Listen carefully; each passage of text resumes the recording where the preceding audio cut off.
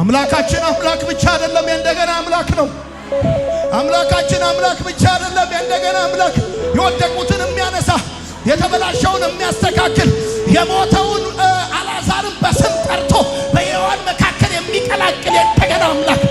አፍንጫ የተያዘበትን አክትሞለታል የተባለውን አልዓዛር እንደገና በስም የጠራ አምላካችሁ እግዚአብሔር ዛሬ ማለዳ የሞተባችሁን ነገር በሕይወት ያኖረዋል። እኔ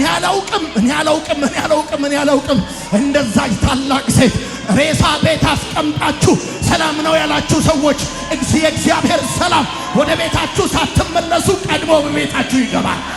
ቀድሞ ወደ ሕይወታችሁ ይገባል።